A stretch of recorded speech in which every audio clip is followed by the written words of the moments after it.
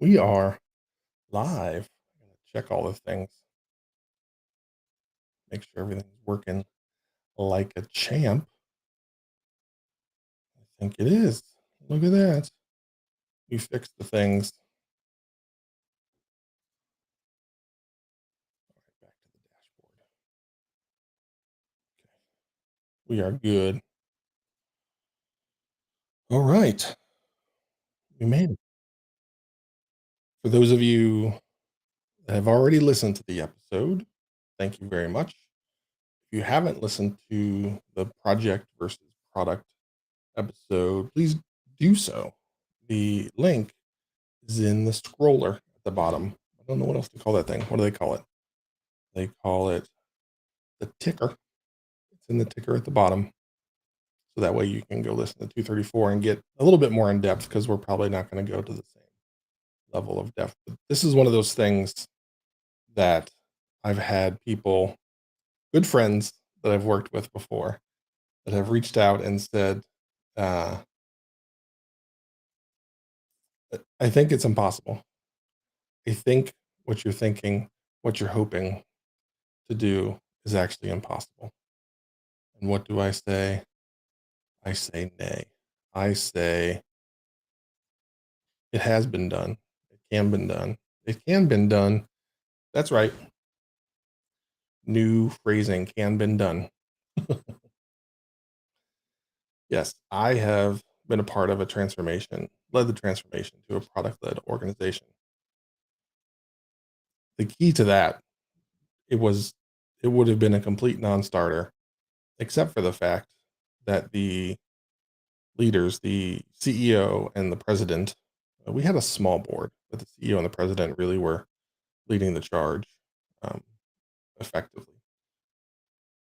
Had a strong desire for us to become a product led organization. So I was leading that, ended up running product for a bit and setting up all the processes that go in place and how to ensure that communication was happening. I had some super helpful people along the way that helped make that happen. And certainly is not a one person job. So do not try and tackle this all by yourself unless you're a two-person company. Then you could probably do that.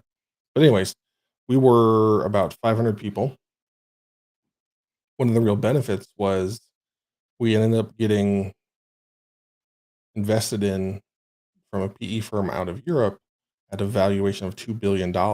And a significant reason for the valuation was our ability to operate as a product led organization. It is not, was not easy, as many of you recognize, but the key is you have to establish different communication channels and cadences. If the plural of cadence is cadences, maybe it's cadence I don't really know, because you're asking groups of people to think about things differently, just as you are when you're going through an agile transformation. You're asking people to work in a fundamentally different way than what they have for the last N number of years. And just like with agile transformation, there are many that came to that position, that company, to work in that manner, and that's what they like. And now you're changing things. So there is going to be some attrition, pushback, things like that that happen with every transformation, but it will be at the leadership level, which can be painful and scary and concerning for other members of the organization. But you need director, VP level support for this adjustment. And the reason why that is so important is because many companies, every department lives in their own little world. So sales lives in their world. Yes, you might have, three or four different products, but sales just focuses on selling those products, and that's what they do. They, of course, work with marketing because the marketing is the one that's feeding them leads. So there's, some tightness there to ensure that that's working well, to ensure that the process and the acquisition of potential customers is effective. But what you're doing at that point is you're asking someone within that org organization, so let's say the sales organization, to only dedicate themselves to a single product. And they now become a team, a horizontal team, if you will, of leaders across the organization that help optimize the product across the entire organization. So the product no longer is just the bits and the bytes, as I say, the features that we ship, the bugs that we ship. It is the entire experience that a user or customer goes through in their journey of using your product. From the very moment they hear from us through marketing or sales, that in their mind is your product. They don't they aren't paying you for just the piece of software. They're paying you for support along the way and leadership and guidance and making things easy. So that's the entire experience. So having everybody be a part of the conversation of how is the experience for our customer from start to finish. Hopefully it's never finished, right? From start until I don't know what. But that's ultimately what you need to do, including implementation and support, offboarding, whatever it might be. That all has to be viewed as one unit. So if you have 7 products, you're going to have 7 teams. Where I've seen departments struggle is department leaders that are not willing to delegate to other leaders within their organization. So they end up being that same leader for all n number of products. So at the end of the day, effectively nothing's changed. And now that leader is overworked and not happy. And try as you might to convince them to delegate. I've been down this path and trying to get people to delegate. They're, yes, I should. Yes, I have an idea who it is, but they never do until they get to a breaking point. At least I've not been able to get them to make that switch to delegate prior to them reaching a breaking point of like, all right, this is enough. I cannot deal with this. So that's one challenge I have yet to overcome to help accelerate the organization's adoption of becoming a product led organization. Also, a major change that we had was that we had to get better at the product level, again, the big product level, at, at transparency with how each product is doing in each one of those departments and the challenges that we have and the things we're doing about that. And we had real success with that, especially at the executive level, because they had no, well, they were unable to see what was going on across all products. So we built in a cadence where once a month, each product would get up in front of the executive leadership team and give them a walkthrough, basically an update of, hey, here's what's happening. Here's how each department is going. Here's what we're excited about. Here's some of the challenges. Here's how we're attacking those challenges. And not only did it give greater visibility, but it gave comfort to folks across the board that A, there's a group of smart people that are attacking this. B, they fully recognize what the challenges are, and C, they're doing something about it. So that again begins to create comfort across the board. Yes, there's pokes and prods and challenges and things like that. And that's what executives do. But it ultimately got to the point where with each product, we we drove for what we called each product manager who would lead each product. And each product, again, the big thing, our goal was to show that we had a grasp of the product and of the plan for its future. Because that was one thing that was always unclear across the board is where is each product? Where's it going? How are we going to get there? Can we get there? Hey, it's River. You coming in? You didn't like having the door closed? It's okay, buddy. Uh, River did not. My dog did not like being closed out of the office while I was in here. So we fixed that problem. Problem solved. So that's the quick run through. I am We have a couple of folks here, all on Twitch. So, welcome to our Twitch viewers. Is there anything that you would like me to dig into specifically on that product led business? No, River's not going to say hi. Uh, our youngest Lincoln corralled her. So trying to reduce the barks and the squeaks and all of that stuff. Plus, I've got helpers in the house now since it's the holiday break for everyone. Also, today's the day, Stephen. The book gets mailed. Yeah, only like 3 months later, but it's going out today. So I'm excited about that. Finally. All right. So now we'll switch to that. Um, Other news, Mr. Ryan Ripley and I are having our face off tomorrow. We're going to use his tool to record. So we're excited about that. We had a quick call last night, and it was funny. Uh, Ryan just wanted to confirm that this was all friendly and in jest, and I was like, "Yes, it is." I'm just, putting on my professional wrestler persona and stirring things up and pretending I'm angry. So, but we're excited about tomorrow. We've got a plan to handle that. I'm excited about the overall message we're going to send. So I don't know when that's going to go live, but that is something that we're going to do tomorrow afternoon that I'm pretty pumped about. So should be good. Should be good. Let's see. We got a small crew today. We gotta re-engage everybody here.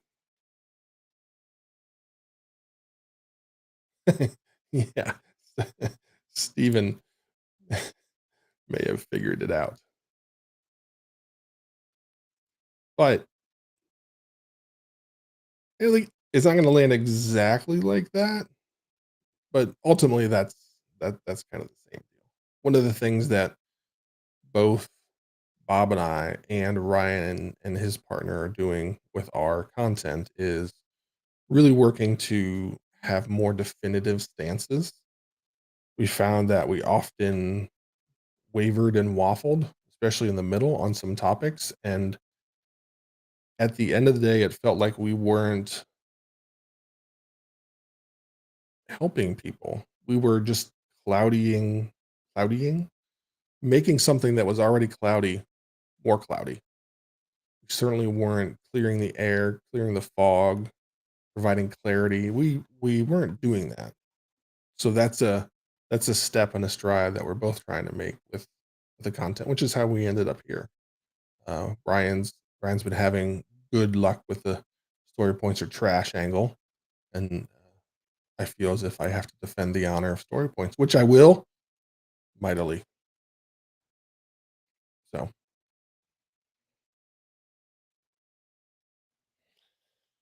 well, Stephen, it's like it's just you and me.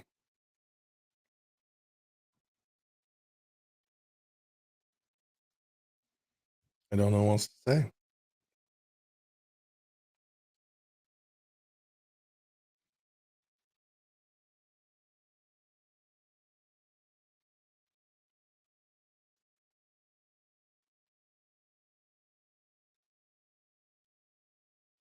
Okay, so I have a pretty strong opinion. I'm going to hide this ticker here. Yeah,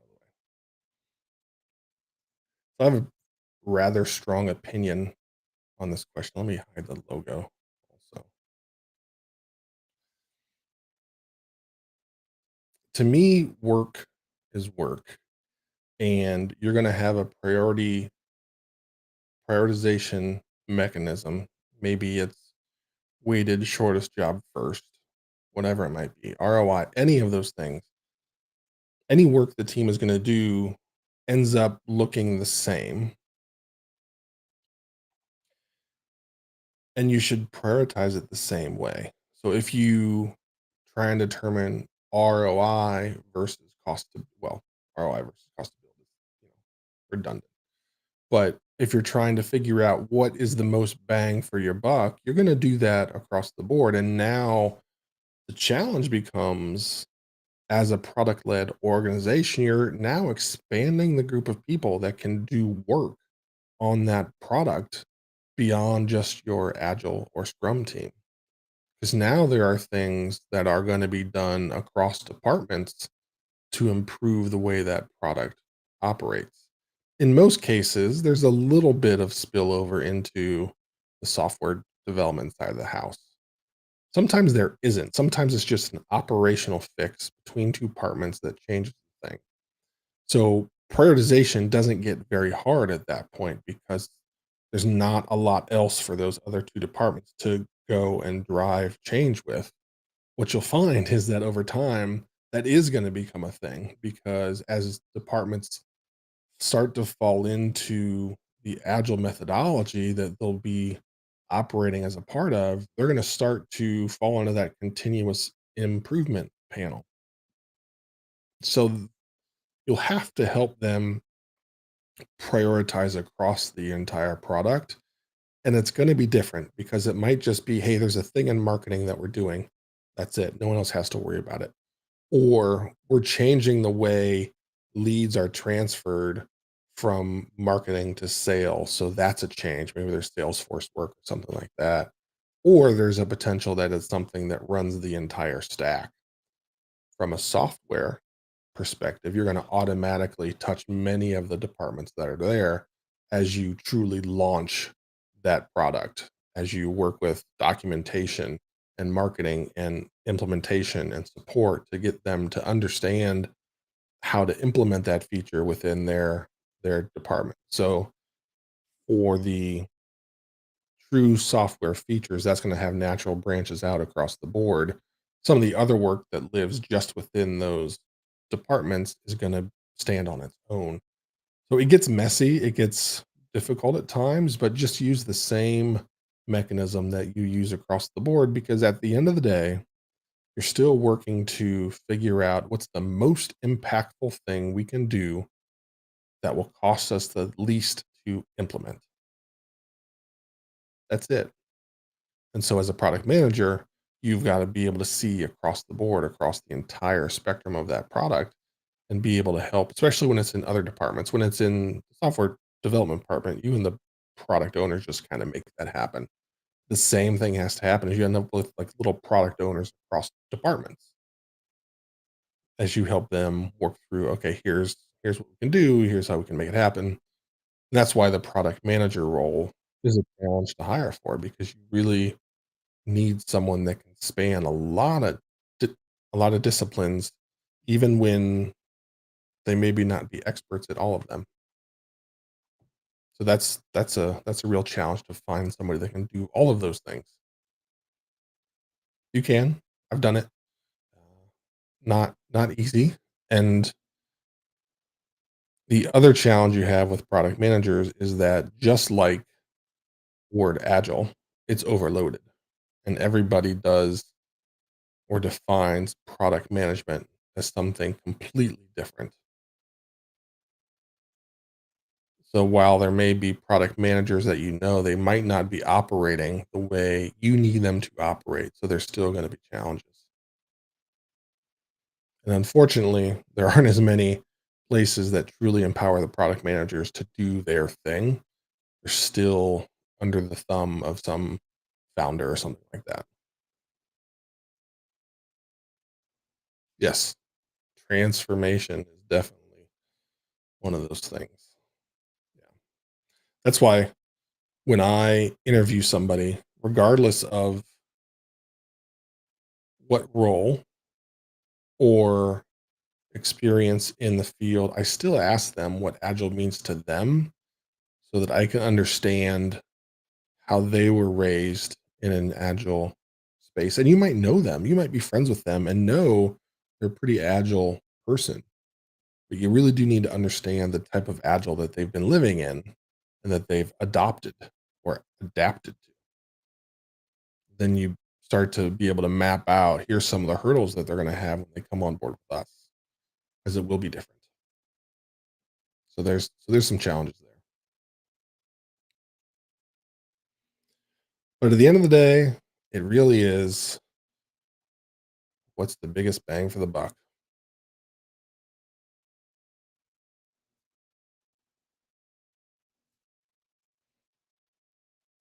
All right, Stephen.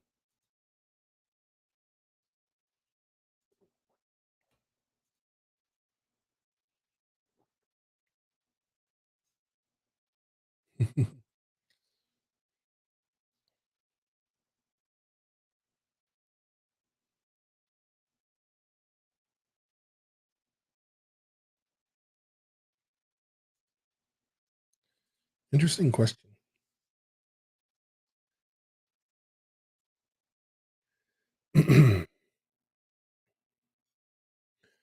What so I'll go one at a time here. For marketing, what I've found is that they actually appreciate the additional insight that they get by being a part of that larger product team, especially as they start to get connected with the back end. So implementation and support, they start to see, hear, and feel more of that, the good and the bad, about here's the difference that we're making for our customers, or here's the challenges that we're having with these types of customers. So it helps them adopt their messaging.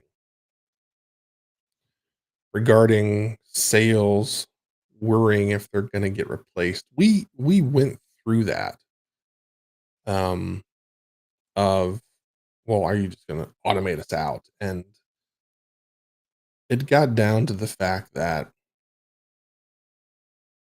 it still required a deal to be closed. Our product was not one of those things where you could just like click a button and you're off and rolling. You really needed a partnership because it was a relatively transformational adoption of software for that customer to go from nothing to having a management system for their entire business. So helping them through that and understanding how to implement that well, how to help support new features, new employees, all of those things. So having that salesperson connection was really important for our product. That's not true for every product. And it might ultimately get to the point where you have a website and marketing does their job, and it is their job to ensure that the click-through rate on the button that matters, on the buy now button, to make sure that that gets as high as possible. And at that point, maybe you shouldn't have had sales folks anyways. Maybe you were spending too much on that. So, yeah, Pendo. Pendo's pretty good.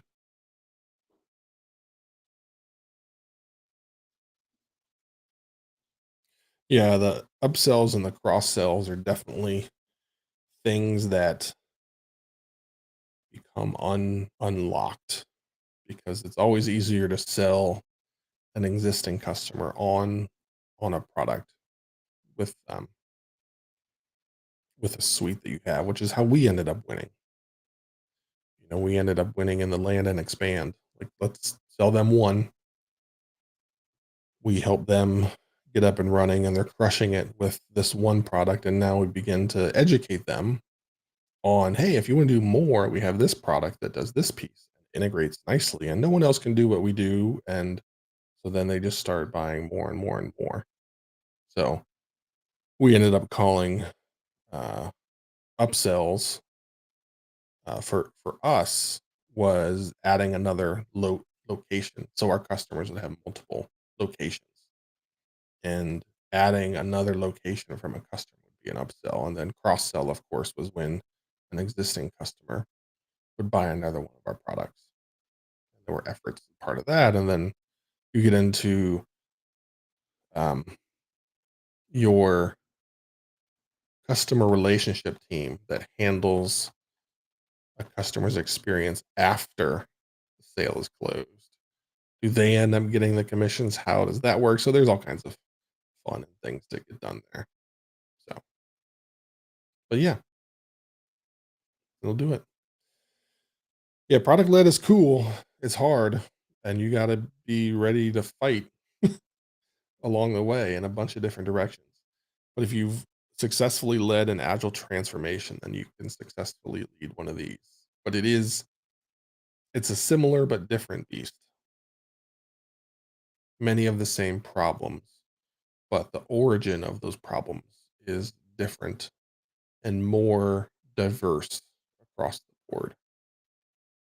So with agile transformation, you kind of know the players and how it is going to shake out because they're all kind of the same, and a lot of people have done that. And there's a lot of podcasts and crazy Twitch streamers that talk about it, but less on the transformation to a product led organization. So you do end up wading into the forest a little bit, which is what we did. Like we knew how we wanted it to look. We knew the steps we could take to get there, but every step was a new step. So we were learning quickly along the way what was working, what we thought was going to work that didn't work.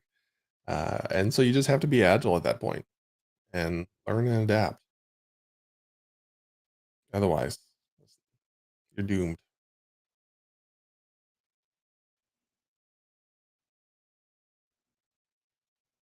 Okay.